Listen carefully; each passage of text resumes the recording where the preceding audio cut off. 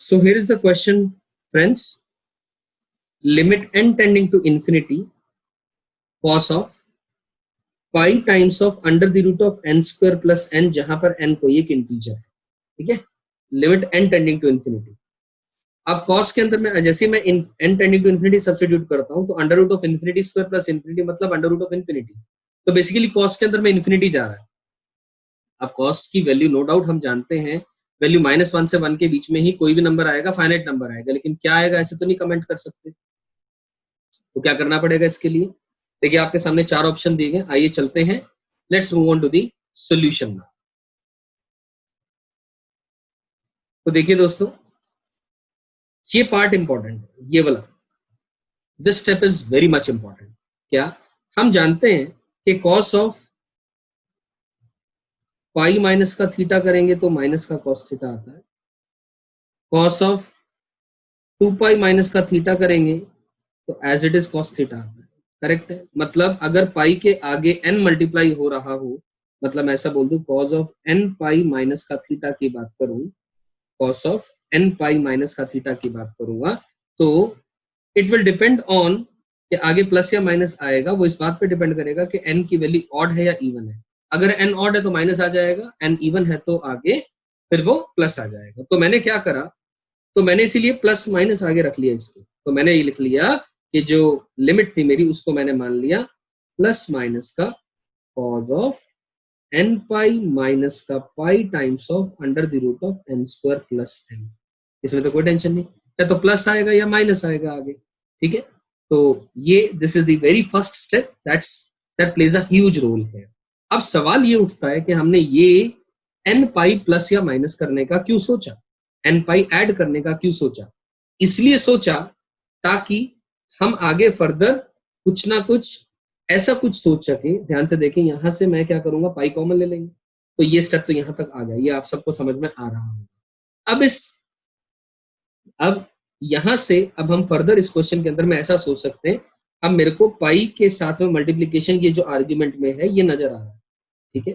तो मैंने क्या किया, n माइनस का under the root of n square plus n है।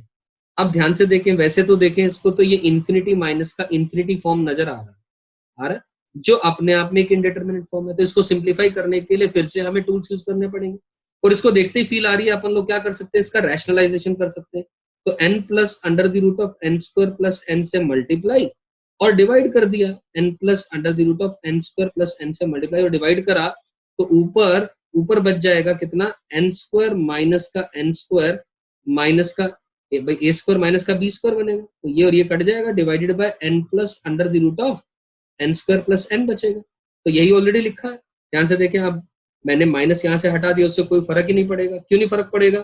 क्योंकि कॉस के अंदर में माइनस का थीटा जाए या थीटा जाए तो एक ही बात है, hardly makes any difference to the final answer, right. तो एज अ रिजल्ट अब ध्यान से देखिए दोस्तों, ये क्या बन गया, मैं अभी ये अगला तरीका है, ये मेथड नंबर 2 है। अभी केवल और केवल we are talking about the method number 1 only. First method के तरीके से ही अपन लोग बात कर रहे हैं, यहां तक समझ में आती है बात। तो एज अ रिजल्ट ये बन गया limit n tending to infinity plus minus का कॉज ऑफ कितना बन गया, n pi divided by n plus under the root of n square plus n। यहां तक हम आ चुके हैं। तो आगे क्या करें, आगे क्या करें, हमने क्या करा इसमें, n से दोनों तरफ न्यूमरेटर और डिनोमिनेटर में इस आर्ग्यूमेंट के अंदर में n से ऊपर नीचे डिवाइड कर देंगे। n से जैसे ही आप डिवाइड करोगे तो आपके पास क्या बचेगा, ये बनेगा प्लस माइनस का कॉज ऑफ कितना बचेगा, pi divided by 1 plus under the root of 1 plus 1 upon n बनेगा, ठीक है ना। मेरी बात समझ में आती है? तो n टेंडिंग टू इन्फिनिटी पर ये क्वांटिटी 0 को टेंड करेगी, तो 1 प्लस 1 नीचे 2 आ जाएगा, तो पाई बाय 2 बन जाएगा। कॉज 90 डिग्री की वैल्यू 0 को टेंड करेगी, तो आगे प्लस या माइनस कुछ भी होता रहे तो आंसर 0 को टेंड करेगा। तो as a result cos of pi by 2 जो है, ये cos of pi by 2 will be tending to 0, तो which makes the answer of this question as 0। You getting my point? यहां तक समझ में आती है? अब ध्यान से देखिए दोस्तों, आंसर 0 यानी ऑप्शन नंबर सी आपके पास सही हो जाता है। क्लियर है? तो आई एम श्योर इसके अंदर में जो पहला स्टेप था वो बहुत इंपॉर्टेंट था, ये वाला। ये आप सबको समझ में आया होगा कि n पाई जब भी आपके सामने कॉस का इस तरीके से फंक्शन आए तो आप n पाई ऐड या सब्ट्रैक्ट कर ले depending on the question, so that वहां पर एक रेडिकल चीज क्रिएट हो जाए, जैसे कि ऑलरेडी ये क्रिएट हो गया, ताकि रैशनलाइजेशन किया जा सके। चलते हैं मेथड नंबर 2 पर। अब मेथड नंबर 2 देखिए ध्यान से, यूजिंग द बायनोमियल एक्सपेंशन इस्तेमाल किया गया। अब कॉज ऑफ, अब क्वेश्चन पे चलते हैं दोबारा, ध्यान से देखें दोस्तों। क्वेश्चन में था cos of pi times of n square plus n whole की पावर 1/2, ये था क्वेश्चन, जहां पर n कोई भी एक इंटीजर है, n इज एन इंटीजर। और ध्यान से देखो क्वेश्चन में ऑलरेडी n इंटीजर दिया हुआ था, यही कारण था, क्योंकि cause of n pi plus minus theta, मैंने n पाई के आगे इंटीग्रल नंबर ही मल्टीप्लाई करके प्लस या माइनस का आपको ऑप्शन दिखाया था कि ऐसा हो रहा है, करेक्ट। तो अब इसमें से हम लोग n कॉमन ले लें, है ना। तो ध्यान से देखें दोस्तों, यहीं से बात समझ में आ जानी चाहिए। n कॉमन लिया तो n times of 1 plus 1/n आ जाएगा, ये n इसमें से कॉमन लेंगे तो ये बनेगा cos of pi times of into n times of 1 plus 1 upon n whole की पावर 1/2। अब हमें बाइनोमियल एक्सपेंशन मालूम है, बाइनोमियल एक्सपेंशन, बाइनोमियल एक्सपेंशन के अंदर में हमने पढ़ा हुआ है 1 plus x whole to the power n का एक्सपेंशन हम लोग जानते हैं, 1 plus n x plus n into n minus का 1/2 into x square and all. तो चलते आगे, चलते हैं, ये एक्सपेंशन यहाँ लिख देते हैं, तो is equal to cos of n pi times of, ये बनेगा कितना, cos of n pi times of 1 plus, अब यहाँ पर n की जो वैल्यू है वो ये हो जाएगी और ये x हो जाएगा, 1 प्लस एक्स होल पर n फॉर्म बन गया, ठीक। तो 1 plus n x, 1 plus n into x plus n into n minus का 1 डिवाइडेड बाई 2 इंटू एक्स का square and it goes on. इस तरीके से बाइनोमियल एक्सपेंशन चलता चला जाएगा, ये करेक्ट है, गेटिंग माई पॉइंट।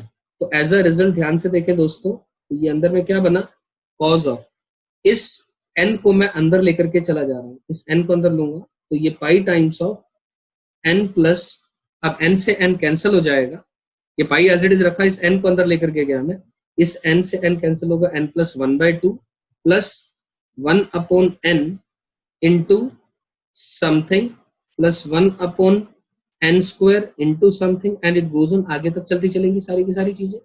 बट हमें ऑलरेडी क्वेश्चन के अंदर में मेंशन्ड है कि n belongs to any integer, n किसी इंटीजर को बिलोंग कर रहा है। तो ध्यान से देखिए दोस्तों, कॉज ऑफ, अगर इस पाई को भी अंदर ले जाऊंगा मैं, तो n पाई प्लस पाई/2 plus pi into something divided by n plus pi into something divided by n square and it goes on, ऐसा कुछ चलता चलेगा, गेटिंग माय पॉइंट।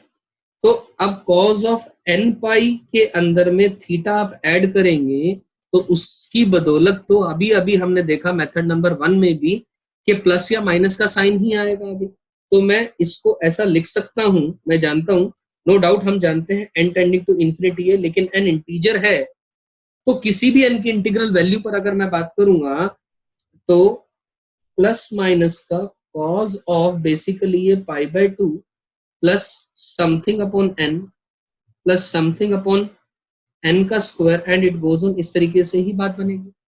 अब ध्यान से देखिए दोस्तों, n इंफिनिटी को टेंड कर रहा है, इंटीग्रल है, तो ये सारे के सारे ये 0 को टेंड कर जाएंगे, क्योंकि डिनोमिनेटर में पावर बढ़ती चली जा रही है और इंफिनिटी है तो ये वैल्यू 0 को टेंड करती चली जाएगी। तो कॉज ऑफ पाई/2 को टेंड करेगी, तो यानी कॉस पाई/2 यानी 0, तो प्लस माइनस आगे लिखा भी है, कोई फर्क नहीं पड़ेगा। तो as a result finally the answer to this question will be 0 even via method number 2।